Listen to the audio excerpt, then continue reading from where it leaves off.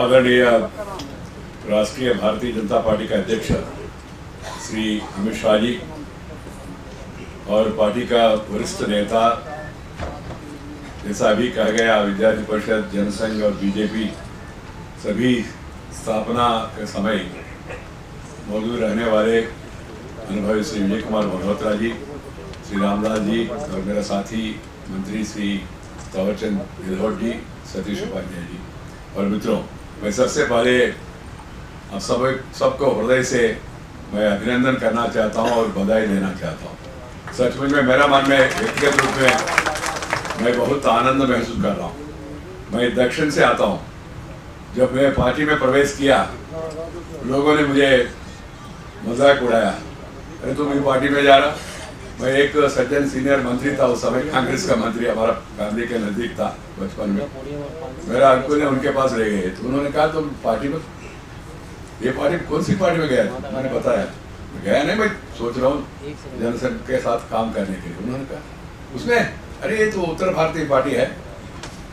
मैंने सुना, उन्होंने कहा ये ब्राह्मण और व्यापारियों की पार्टी है, सुना मैंने। और तीसरा उन्होंने कहा ये तो शाकाहारी पार्टी है। मेरे मन में बहुत देर हो गया भाई शाकाहारी में तो मैं तो भक्त मांसाहारी हूँ।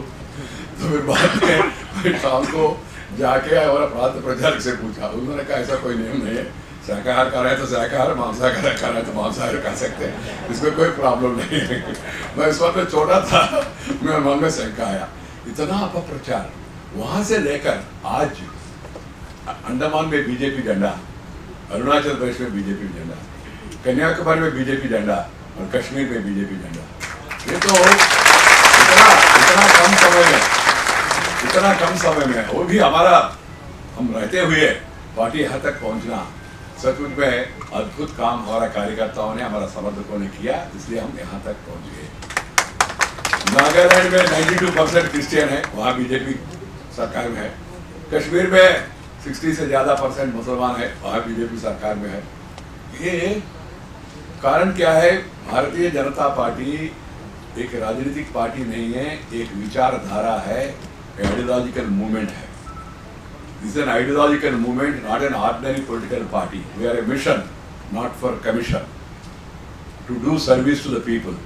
तो दिस आइडियोलॉजी है जो डॉक्टर श्यामा प्रसाद मुखर्जी और दीनदयाल जी ने हमको दिया, जिस आइडियोलॉजी को यहाँ तक लाने में श्रीमान अटल बिहारी वाजपेयी जी, श्री लालकृष्ण आडवाणी जी, कुसुम ठाकरे जी, भंडारी जी, नाना जी, बहुत लोगों ने पूरा दिया, वही उसी कारण से हम यहाँ तक पहुँच गए। इसलिए मैं मन में बहुत प्रसन्न हूँ। छोटी सी पॉइंट बताऊंगा, आज अध्यक्ष जी का ज़्यादा हम लोग सुनना चाहिए। ये भी हमारा सौभाग्य है, देश में पहली बार 25 साल 30 साल के बाद एक ही पार्टी को बहुमत मिलना, तो सचमुच में मेजर अचीवमेंट है। BJP on its own getting absolute majority in parliament after a gap of 30 years itself is a unique in the history of India, and then we are all happy about it. And then you have a leader who is not only recognized within India but also internationally. Everywhere now it is Modi, Modi, Modi, Modi. People are all, whether our opponents, हमारा जो विपक्ष है ना, वो लोग इसको digest नहीं कर पा रहे, पच नहीं पा रहे। हम लोग क्या करें? तो केवल शुभकामना दे सकते, शांति दे सकते मन के लिए, इसके अलावा कुछ नहीं कर पाएंगे। कारण कि इन्होंने 50 साल राज किया। They have ruled the country for 50 years and ruled the country in every walk of life. They have divided people into minority and majority. They have divided people into minority and majority. They created psychological barriers. Or then they created regional difference also. Caste, creed, sex, religion and region, whatever is possible, they try to encourage such tendencies for short-term political gains. And some of these parties, which also are thriving on the basis of caste, whichever party it is in Uttar Pradesh, in Bihar, you know that some of the casteist parties, communal parties, they call us communal. They have friendship with the Muslim League. They have alliance with the Muslim League. They have alliance with Al India Majlis Muslimin, and they call us communal. We believe in one country, we are one nation, we are one people, irrespective of caste, creed, sex, religion and region. India is one. That is the confidence of the BJP, that is the ideology of the BJP. And they call us communal. They call us communal. And we are also fortunate to have a president who is dynamic and who has got clarity of vision. and then who also have the discipline and also the devotion to devote time and go around the country. इतना कम समय में पूरा देश इन्होंने एक round cover कर दिया अमित शाह जी ने। का वो अमित शाह जी अभी कहते हैं he is the 10th president of the BJP, if I am right. He is the 10th president of the BJP and most successful president of the Bharatiya Janata Party. So we are fortunate to have Narendra Bhai as the Prime Minister, then Amit Bhai as the President of the party.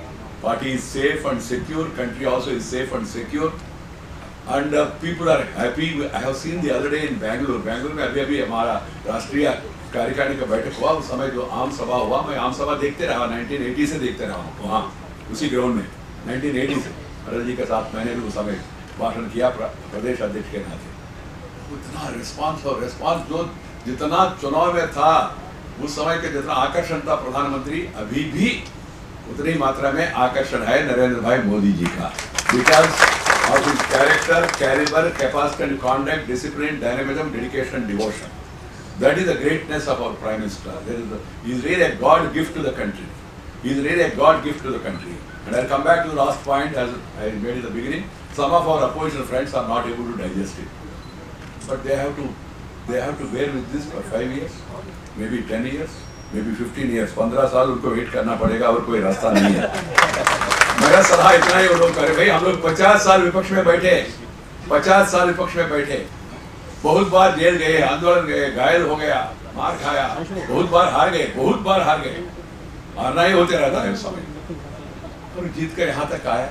कम से कम 5 साल थोड़ा सा देखो ना, have patience.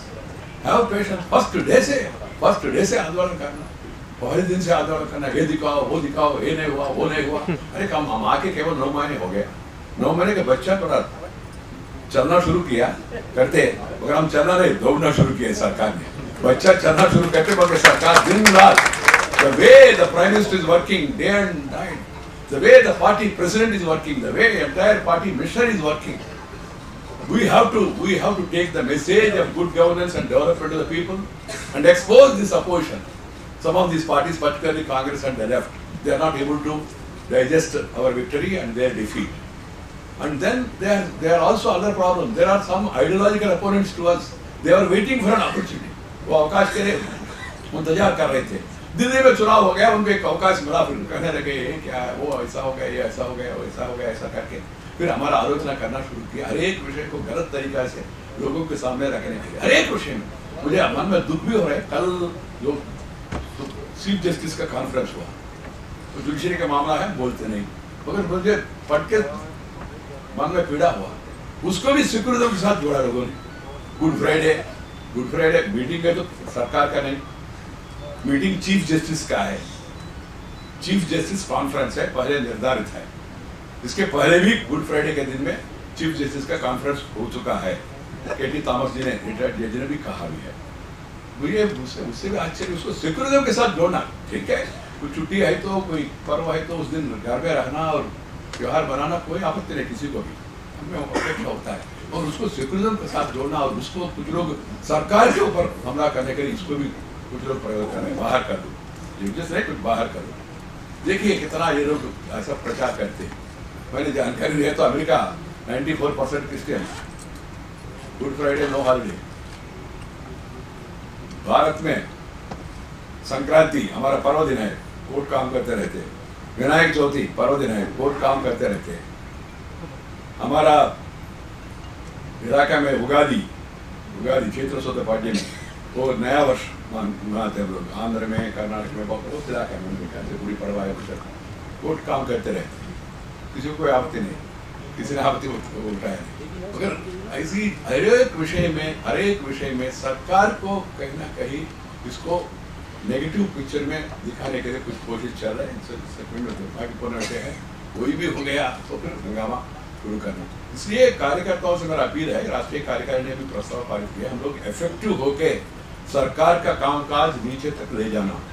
और secondary जनता का कुछ समस्या है, उनका जो भी प्रॉब्लम्स है वो सरकार तक पहुंचाना.